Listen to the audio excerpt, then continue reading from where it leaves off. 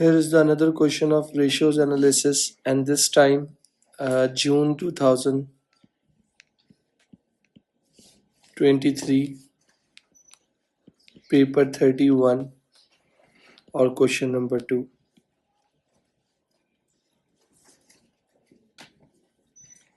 किस नाम से है?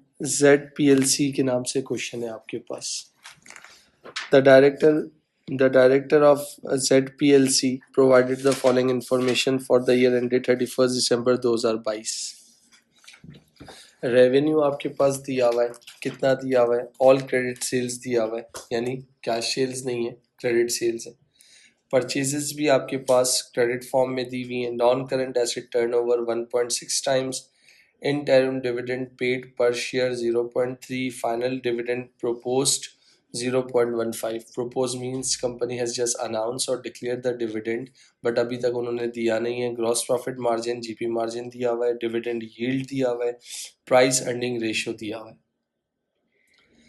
31 दिसंबर 2022 की अगर मैं बात कर रहा हूँ, यहाँ पर कुछ इन्होंने इन्वेंट्री दी हुई है आपके पास 44,000, ट्रेड रिसीवेबल्स दिए हुए हैं, ट्रेड पेबल्स दिए हुए हैं, कैश एट बैंक है, डिबेंचर है, शेयर कैपिटल है और शेयर प्रीमियम है। और एक शेयर की जो वैल्यू है, पार वैल्यू, वो $1 है।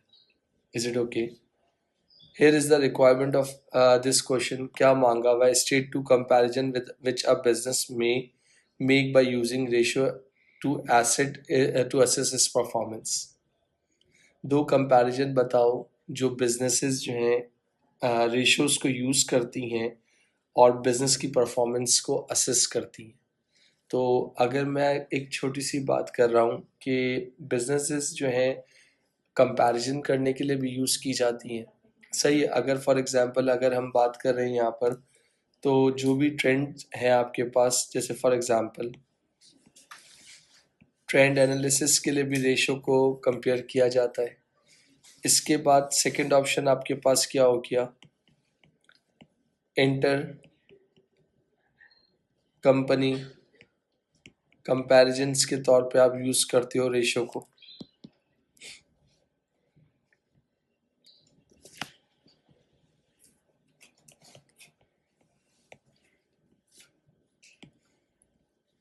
इंडस्ट्री एवरेज को चेक करने के लिए भी आप यूज़ करते हो। उन्होंने क्या मांगा था? दो कंपैरिजन्स मांगे थे हमने, फॉर सेफ साइड 3 के आंसर दे दिए। फिर उन्होंने मांगा है नेट एसेट्स। हेल्प कर सकते हो नेट एसेट्स कैसे निकालते? नेट एसेट्स की अगर आप बात करते हो तो नेट एसेट्स कैसे निकालते हैं, हेल्प कर सकते हो? फॉर एग्जांपल ये देखना, उन्होंने पार्ट बी की रिक्वायरमेंट में नेट एसेट मांगे हुए, और अगर मेरी अंडर ऑब्जर्वेशन यही कहती है कि टोटल एसेट्स माइनस आपके पास क्या हो गया आपके पास नेट एसेट्स की बात कर रहे हो तो टोटल एसेट्स माइनस लाइबिलिटीज आप कर दो तो आपके पास नेट एसेट्स आ जाते हैं। तो अगर मैं आपसे यहाँ पर देखना, इस वाले एरिया में इन्वेंट्री आपके पास क्या है? नॉन करंट एसेट टर्नओवर दिया हुआ है 1.6 टाइम्स दिया हुआ है, सही है। इन्वेंट्री आपका एसेट है, एग्री करोगे। ट्रेड रिसीवेबल भी एसेट है, एग्री करोगे, सही है। ट्रेड पेबल आपकी क्या है? लाइबिलिटी है। कैश बैंक आपका एसेट है। डिबेंचर आपके क्या है? लाइबिलिटी है। और शेयर कैपिटल वगैरह को कंसिडर नहीं करोगे। अच्छा यार, नॉन करंट एसेट टर्नओवर की अगर मैं आपसे बात कर रहा हूँ तो मेरे पास रेवेन्यू भी दिया हुआ है और नॉन करंट एसेट टर्नओवर भी दिए हुए।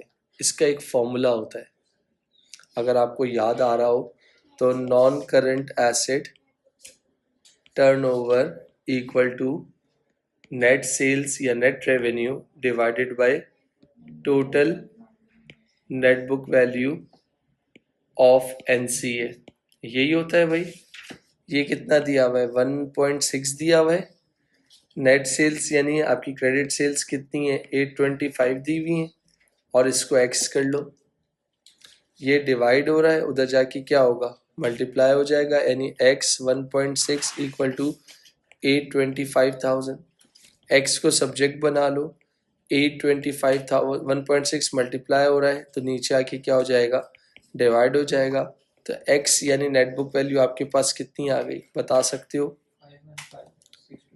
515,625 तो मैं यहाँ गया, मैंने क्या किया, सबसे पहले नॉन करंट एसेट लिख दिए, और वो नॉन करंट एसेट कितने थे? 515 कितना था? 625। मेरी इन्वेंट्री क्लोजिंग कितनी थी? 44,000। मेरे ट्रेड रिसीवेबल्स कितने थे? 76,400। मेरे ट्रेड पेबल्स कितने थे? 32,900। आप शॉर्ट फॉर्म नहीं लिखोगे। इसके बाद मेरा कैश एट बैंक कितना था? 81,000।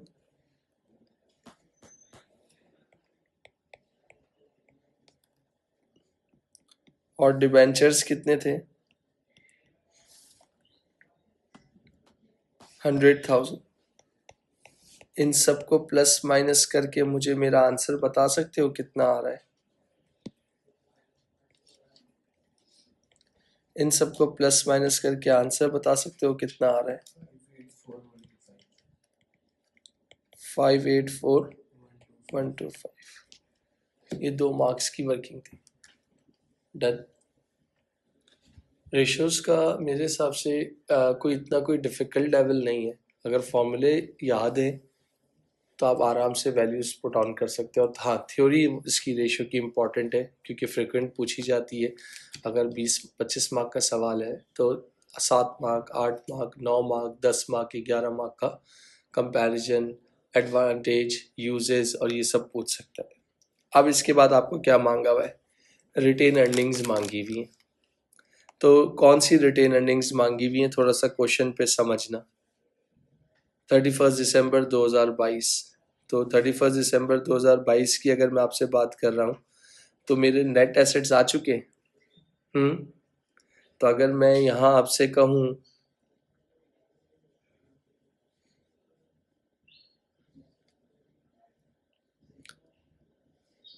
रिटेन अर्निंग्स में जो हम बेसिकली जो चीज़ें लेते हैं वो क्या लेते हैं? Share capital and all reserves, यही लेते हैं, और प्रॉफिट फॉर द ईयर लेते हैं। तो अगर मैं आपसे कह रहा हूँ कि मेरी इक्विटी में मेरा सबसे पहले क्या था मेरे पास? शेयर कैपिटल, जो कि कितना था? 300,000 था। एग्री करोगे? इसके बाद मेरे ख्याल से कितना था? शेयर प्रीमियम बता सकते हो कितना था? जी बेटा।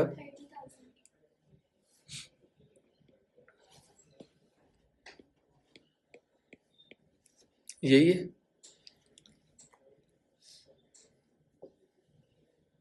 इनका टोटल करके बता सकते हो कितना आ रहा है?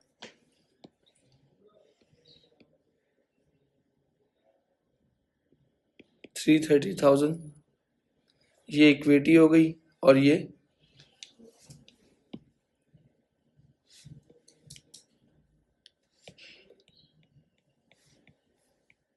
इक्विटी एंड रिजर्व्स कर दिया मैंने इसको। मेरे नेट एसेट्स कितने थे?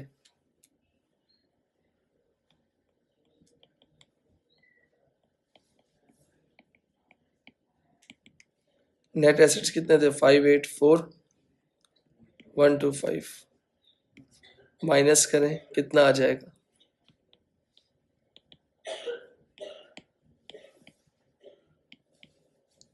बता सकते हैं? जी बेटा। 254,125। एग्री? एक और है, एक और अपना देसी तरीका बताता हूँ।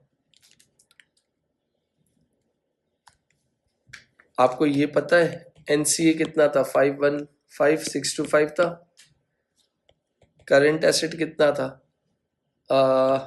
ये 44 था, 76.4 था, और 81 था। इन सबको टोटल किया होगा तो क्या आया होगा? टोटल एसेट आ गया होगा। इक्विटी कितनी थी? 300,000। रिजर्व्स कितने थे? 30,000। तो इसका मतलब जो टोटल एसेट होगा वही टोटल इक्विटी एंड लायबिलिटी होगा, माइनस करके क्या आ जाएगा? रिटेन अर्निंग आ जाएगा। ये तरीका भी था। Is it okay? ये क्लोजिंग रिटेन अर्निंग निकालने का बोला था, जो कि फाइंड आउट कर दी। कोई सवाल? राफे बेटा पक्का नकी? इसके बाद क्या मांगी है तुम लोगों से? अगर देखो, रिटेन अर्निंग ओपनिंग मांगी है। अब यहां तुम स्टक हो गए। रिटेन अर्निंग ओपनिंग मांगी भी है तुम लोगों से। क्लोजिंग आ चुकी है? क्लोजिंग आ चुकी है ना? सोशी याद है? सोशी का पहला कॉलम शेयर कैपिटल होता था, शेयर प्रीमियम होता था, रिवैल्यूएशन रिजर्व होता था। रिटेन अर्निंग वाली लाइन निकालनी है। जितना मैं अपने लिए आसान कर सकता हूं मैं वो करता हूं। रिटेन अर्निंग ओपनिंग जो कि नहीं है, मैं उसको एक्स कर देता हूं। इसके बाद क्या आता है? प्रॉफिट फॉर द ईयर, जो दूर दूर तक मुझे नजर नहीं आया। इसके बाद क्या आता है? Dividend paid. इसके बाद क्या आता है? Retained earning closing. मानते हो? मानते हो? मैंने यहां क्लोज कर दिया। जितनी मेरी अंडरस्टैंडिंग है, मेरे पास रिटेन अर्निंग क्लोजिंग कितनी निकाली थी? 254,125। अच्छा, डिविडेंड में निकाल सकता हूँ? डिविडेंड डिविडेंड डिविडेंड, हाँ निकाल सकता हूँ। मेरा डिविडेंड कितना पे किया है? कितने शेयर्स पे किया है? 3 लाख शेयर्स। तो यहां निकाल सकते हो। 3 लाख मल्टीप्लाई बाय 0.3 कितना हो जाएगा? 90,000। और ये क्या होता है? माइनस होता है। कर दिया। हाँ, प्रॉफिट फॉर द ईयर निकालना है। प्रॉफिट फॉर द ईयर कैसे निकालोगे? ग्रॉस प्रॉफिट मार्जिन दिया हुआ है, या प्राइस अर्निंग रेशियो से निकाल सकते हो? क्या फार्मूला आता है प्राइस अर्निंग रेशियो का? Earnings earnings divided by number of ordinary shares. तो मार्केट प्राइस पर शेयर तो दिया हुआ नहीं है, बोलो, या दिया हुआ है? डिविडेंड यील्ड का फॉर्मूला क्या होगा? Annual ordinary dividend. तो यहाँ पर सबसे पहले आपके पास क्या चीज देखोगे? क्योंकि आपके पास डिविडेंड, दोबारा बताओ।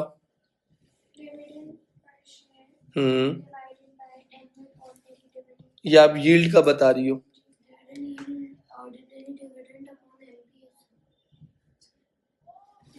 रुक जाओ, डिविडेंड यील्ड बता रही हो आप? रुक जाओ रुक जाओ रुक जाओ, जल्दी मत करो, वर्किंग बहुत बड़ी है। आप कह रही हो dividend yield equal to dividend paid MPS, यही कह रही हो आप? तो आपके पास क्या क्या गिवन है, चेक करो। डिविडेंड यील्ड गिवन है जो कि कितनी है? 4%। तो 4% मतलब 0.04 है। डिविडेंड पेड आपके पास वो कितना है? 0.3 और 0.15। 0.3 प्लस 0.15, ऐसा ही है? पक्का? तो अब मैं आपके पास इसका क्या करूं, यहां देखना, ये इसको एक्स रख लूं, एमपीएस को। ये डिवाइड हो रहा है, उधर जाके क्या होगा? मल्टीप्लाई, यानी एक्स 0.04 हो गया, और 0.3 प्लस 0.15, तो x 0.04 करिएगा। 0.3 प्लस 0.15 कितना होता है? 0.45। x को सब्जेक्ट बना लिया, 0.45 डिवाइडेड बाय 0.04, तो x कितना आ गया? 11.25। तो ये आपके पास क्या आ गया? एमपीएस आ गया। आगे एमपीएस, ओके सही है। आप कह रही हो ये आ गया आपके पास MPS आ गया। अब आप क्या कह रही हो, क्या किस तरह करूं? रुक जाओ, एक minute. Price to earning ratio, इसका फॉर्मूला मेरे ख्याल से होता है MPS upon EPS, MPS over EPS। Price earning ratio आपके पास गिवन है 18, MPS कितना निकाला है 11.25, EPS नहीं पता, तो X को आप क्या कर बना लो, सब्जेक्ट बना लो। तो नेक्स्ट स्टेप क्या हो जाएगा, X यानी 18 equal to 11.25, X equal to 11.25 divided by 18, तो X कितना आ जाएगा,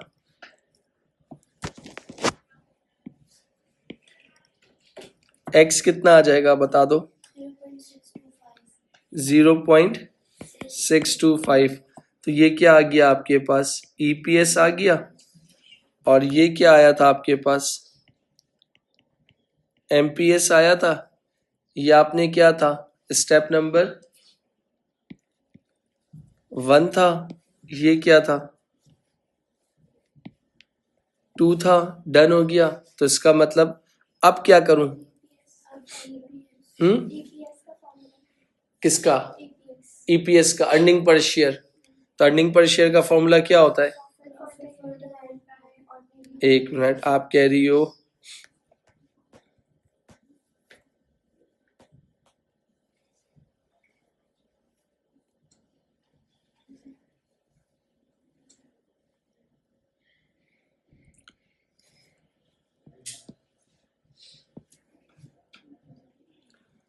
EPS होता है earnings divided by number of ordinary shares. EPS कितना था आपके पास, अर्निंग्स आपको नहीं पता थी, शेयर्स कितने थे, तो X equal to 300,000 multiply by 0.625, तो X कितना आ गया, X कितना आ गया बता सकते हो, एक मिनट, 300,000 मल्टीप्लाई बाय 0.625 बेटा कितना हो गया, 187,500। तो ये आपके पास क्या आ गया, प्रॉफिट आ गया। रिवर्स वर्किंग जा सकती हो, ये नीचे से क्या हो रहा था, माइनस हो रहा था, प्लस, ये क्या हो रहा था प्लस, तो ये क्या होगा माइनस। तो आपके पास रिटेन अर्निंग ओपनिंग कितनी आ जाएगी, 156625। ये अपने कैसे निकाली, बैलेंसिंग फिगर से निकाली, देख लीजिए।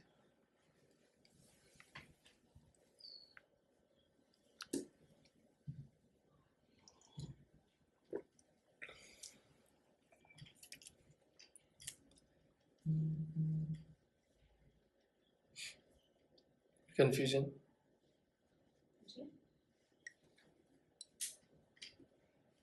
इसके बाद वर्किंग कैपिटल साइकिल, मैं फॉर्मूला भूल गया, हेल्प कर सकती हो, सही है। तो सब चीजें गिवन हैं आप लोगों के पास, सारी चीजें गिवन हैं आपके पास। ये देखिएगा, सबसे पहले आपको क्या निकालना है, इन्वेंट्री टर्नओवर। क्या फॉर्मूला होता है, नहीं, अगर average inventory divide by cost of days में निकालना है ना, average inventory divide by cost of sales 365, average मतलब फिर फंसेंगे, इन्वेंट्री ओपनिंग नहीं दी हुई, जीपी मार्जिन लगाएंगे, बहुत लंबी करनी पड़ेगी, रुक जाओ, हद से ज़्यादा लंबी करनी पड़ेगी। तो आप कह रही हो वेट करना, जीपी मार्जिन कह रही हो, तो जीपी मार्जिन का क्या फॉर्मूला होता है? जीपी ओवर सेल्स होता है। जीपी मार्जिन कितने परसेंट है? 48 यानी 0.48। जीपी नहीं पता, सेल्स आपके पास है, क्रेडिट सेल्स दी हुई है बट वही कंसीडर कर ली जाएंगी 825,000। ये डिवाइड हो रहा है, उधर जाके क्या होगा? मल्टीप्लाई। तो जीपी मार्जिन कितना आ गया बता दें प्लीज, जीपी कितना आ गया? 825,000 मल्टीप्लाई बाय 0.48। जी बेटा 396 396 396 000 डन, जीपी आ गया। अच्छा अच्छा अच्छा अच्छा, जीपी आ गया। कॉस्ट ऑफ सेल्स आ सकती हैं? हाँ आ सकती हैं। GP equal to sales minus cost, 396,000 equal to 825,000 minus cost of sales. Cost of sales equal to 825,000 minus 396,000। Cost of sales कितना आ गया? 429,000। डन, कॉस्ट ऑफ सेल्स आ गया। तो शायद ओपनिंग भी आ सकती है, ये देखिएगा। Cost of sales equal to opening plus purchases minus closing. Cost of sales आई है 429,000 एक्स परचेजेस कितनी थी क्वेश्चन में? 405,000। क्लोजिंग इन्वेंट्री कितनी थी? 44,000। तो 429,000 इक्वल टू एक्स, 405 में से 44 निकालो, कितना हुआ? 405 माइनस 44 361। 361 प्लस का है तो उधर जाके क्या हो गया? माइनस हो जाएगा। तो 429 माइनस 361, कोई स्टेप इग्नोर नहीं कर रहा। 68,000 इन्वेंट्री आ गई। एवरेज कैसे निकाल लूंगा? एवरेज इन्वेंट्री कैसे निकालूंगा? ओपनिंग कितनी थी? 68,000 प्लस 44,000 डिवाइडेड बाय 2। तो एवरेज इन्वेंट्री कितनी आ गई? हेल्प कर सकते हैं? 56,000। तो यहाँ क्या कर लूँ? 56,000 divided by 429,000 into 365। Final answer बता सकते हैं? 48 डेज। तो यहाँ मैंने क्या लिख दिया?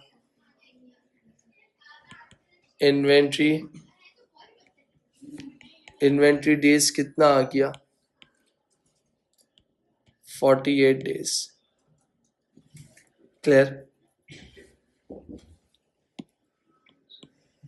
48 डेज आ गया।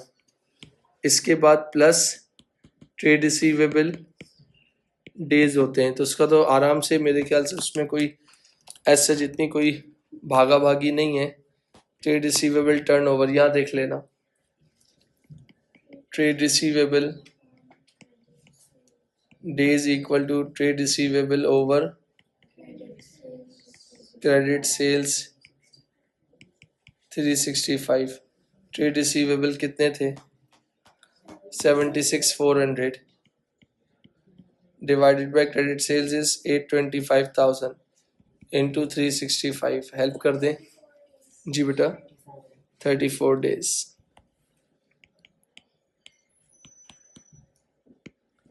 इसके बाद माइनस ट्रेड पेएबल डेज, तो मेरे ख्याल से ये भी कोई इतना रॉकेट साइंस नहीं है। Trade payable days equal to trade payable over credit purchase into 365। Trade payable कितना था? 32,900। परचेजेस कितनी थी? 405,000 इंटू 365, कितना हो जाएगा जी बेटा? 30 days। इन सबको सॉल्व कर दो ना बेटा, कितना आएगा? 52 days।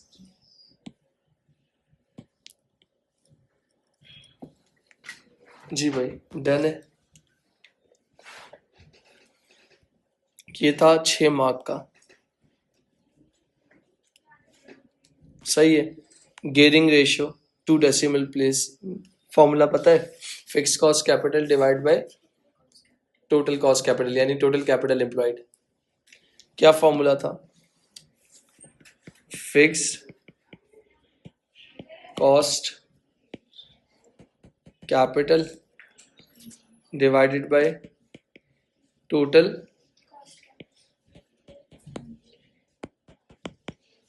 तो इसमें क्या आ गया? सबसे पहले डिबेंचर्स आ गए 100,000 के। टोटल कॉस्ट कैपिटल मतलब क्या हो गया? डिबेंचर्स आ गए 100,000 प्लस इक्विटी कितने की थी? 300,000। ऐसा ही है? हाँ, एक मिनट, मैं ऐसा ही है। इसके बाद अगर मैं तुमसे कहता हूं क्या, प्लस शेयर प्रीमियम, हाँ, प्लस रिटेन अर्निंग कितनी निकाली थी तुम लोगों ने? 254,125। तो इन सबको जरा टोटल करो ना प्लीज। 100,000 डिवाइडेड बाय 3 लाख, 3 और 2 5, 5 और 1 6, 6 30, 6 6 8 4 1 2 5। ऐसा ही है, चेक कर लो, डिवाइड कर लो, क्या आंसर आ जाएगा? 14.62।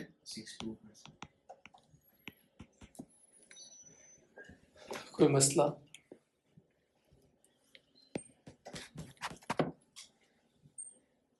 डन। इसके बाद तुम लोगों को लास्ट पार्ट इसका क्या बोला हुआ है? 5 मार्क का, यानी पूरे सवाल में 20 मार्क की कैलकुलेशन थी और आपके पास, सॉरी, 18 मार्क की कैलकुलेशन थी और बाकी जो है आपके पास 7 मार्क की थ्योरी थी। पार्ट ए में थ्योरी थी और पार्ट डी आपका इसका थ्योरी है। अब इसमें आपके पास थ्योरेटिकल में क्या बोला हुआ है? बीपीएलसी के नाम से मेजर का ऊपर क्वेश्चन का नाम था जेडपीएलसी, उसका मेजर कॉम्पिटिटर कौन है? BPLC has a working capital cycle with which is 5 days shorter than इसकी हमारी कितनी आई है वर्किंग कैपिटल साइकिल? 52 days है। यहाँ देखिएगा, जेड पीएलसी उसकी कितनी आई है? 52 days। और बी पीएलसी उसने बोला था 5 days शॉर्टर। 5 days शॉर्टर मतलब 52 में से 5 निकाल दो, 47। बहुत बड़ा फर्क नहीं है, 5 दिन का ही फर्क है। अब क्या है, क्या आ रहा है? Advise the director of ZPLC whether or not they should be concerned about the company working capital cycle. Justify your answer. देखो, कारोबार में एक दिन भी मैटर करता है। इसका 52 डेज है। 52 डेज कैसे बना था? सुनना प्लीज। मेरी जो इन्वेंट्री बिकती है ना, 48 दिन में बिकती है, जो कि बहुत ज्यादा टाइम ले रही है, जिसमें मेरा कैश का शॉर्टफॉल हो सकता है, मेरा लिक्विडिटी प्रॉब्लम आ सकता है, स्टोरेज कॉस्ट बढ़ सकती है, इन्वेंट्री डिटोराइट का फैक्टर हो सकता है, ये सारे रीजंस होंगे। ट्रेड पेबल्स को मेरा लगभग 1 महीना लग रहा है, जो मैं माल बेचता हूँ वो लोग 1 महीने बाद मुझे पेमेंट देते हैं, और जो पेबल्स हैं उनको मैं 1 महीने में पेमेंट करता हूँ। तो लगभग एवरेज निकल आ गया कि मेरा जो एवरेज जो सेटअप है वर्किंग कैपिटल साइकिल वो 52 दिन का है। 52 डेज के अंदर अंदर मैं घूमता रह रहा हूँ, यानी लगभग 2 महीने। तो और उसका कितना है? 47 डेज की बात हो रही है। तो अगर मैं इसकी बात करता हूँ तो 2 मार्क्स क्या होंगे? शुड के होंगे, और 2 मार्क्स क्या होंगे? शुड नॉट के होंगे। तो अगर मैं आपके पास अगर बात करता हूँ जो है इसके 5 दिन अगर ये कम होते हैं तो आपका हम इसमें लिख क्या सकते हैं? शुड बी में take longer time to convert the working capital into cash. हमारे पास जो वर्किंग कैपिटल को 52 दिन लग रहे हैं कैश में कन्वर्ट होने के लिए, और उसके बाद उसके कितने दिन लग रहे हैं, 47 डेज लग रहे हैं। होल्डिंग टू मच इन्वेंट्री, हम लोगों ने अपने पास इन्वेंट्री बहुत ज़्यादा होल्ड करके रखी हुई है। इसके बाद not good enough in collecting trade receivables and poor credit control system, हमारे पास कोई प्रॉपर चैनल नहीं है, प्रॉपर बंदे नहीं है, प्रॉपर सिस्टम नहीं है, प्रॉपर क्रेडिट कंट्रोल डिपार्टमेंट नहीं है। फिर paying the payable too early, हम लोग क्या कर रहे हैं, अपने पेबल्स को 30 दिन में पे कर रहे हैं, ये थोड़ा बढ़ा देना चाहिए था हम लोगों को। शुड नॉट बी की अगर बात करता हूँ तो नॉट अ मटेरियल डिफरेंस, दोनों के पास दोनों कॉम्पिटिटर हैं, जब कॉम्पिटिटर होते हैं तो मटेरियल का इतना कोई बहुत बड़ा डिफरेंस नहीं होता, सही है। इसके बाद मे हैव डिफरेंट पॉलिसीज, हो सकता है उनकी कोई डिफरेंट पॉलिसीज हो, मगर यार जब आप कंपटीशन में आ जाते हैं ना तो आपको पॉलिसीज को एक दूसरे के बिल्कुल सिमिलर रखना पड़ता है।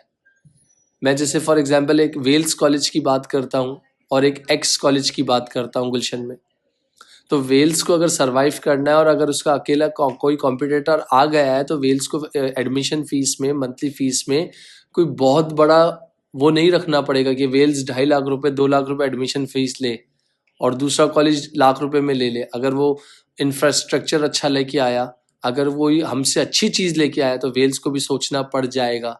तो कोई मेरे हिसाब से पॉलिसीज इतनी कोई डिफरेंट नहीं होंगी। हाँ अगर आप अकेले हो तो फिर कोई मसला नहीं है। There may be non financial factors that impact the financial statement, जो नॉन फाइनेंशियल फैक्टर्स होंगे, पॉलिटिकल अनस्टेबिलिटी या दूसरी भी चीज़ें होंगी, टेक्नोलॉजिकल फैक्टर्स होंगे, आपके पास क्या कहते हैं इकोनॉमिक फैक्टर्स होंगे, उसकी वजह से भी फ़र्क पड़ेगा। तो इन्होंने क्या बोला, जस्टिफाई और answer, 2 marks for should be मतलब कि कोई फर्क नहीं पड़ना, और शुड नॉट बी का मतलब कोई मसला नहीं। और 1 मार्क डिसीजन, यानी आपने शुड बी अगर किया है तो उसी से रिलेटेड 1 मार्क का क्या जो डिसीजन दे दो और उस कमेंट को सपोर्ट कर दो। तो अगर लेट्स से तुम लोग क्या चीज देना चाहोगे, एडवाइस करना है डायरेक्टर को ZPLC वेदर और not they should be concern about the company working capital cycle, क्या उसको करना चाहिए या नहीं करना चाहिए, क्या दोगी आप? सिर्फ मुझे अभी यस और नो बोलो। यस, आप क्या दोगी? यस, आप क्या दोगी? यस, यानी कंसर्न करना चाहिए। आप क्या दोगे? आप क्या करोगे? आप, मैं बोलता हूँ नो। आप मुझसे, आप हो सकता, आप डिबेट है अब हमारी, आप यस बोला है ना, अब आपका मैं आंसर पूछ, यस वाई?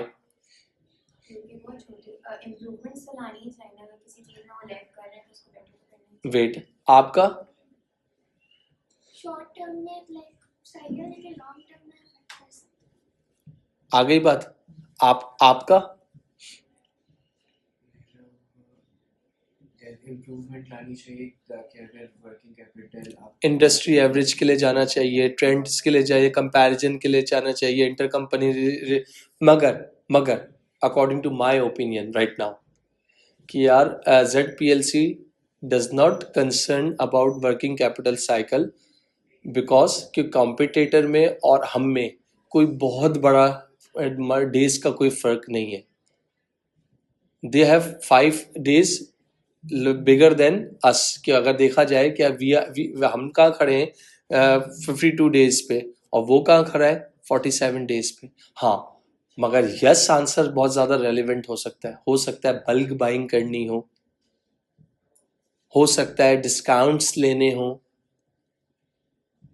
तो उस फैक्टर में कर सकेगा। एक का अकॉर्डिंग टू बिजनेस आपका डिसीजन जो है ना, एक दिन आधे दिन से भी आपके डिसीजन पे इम्पैक्ट पड़ सकता है। तो जाहिर सी बात है इम्प्रूवमेंट के लिए आपको जाना चाहिए।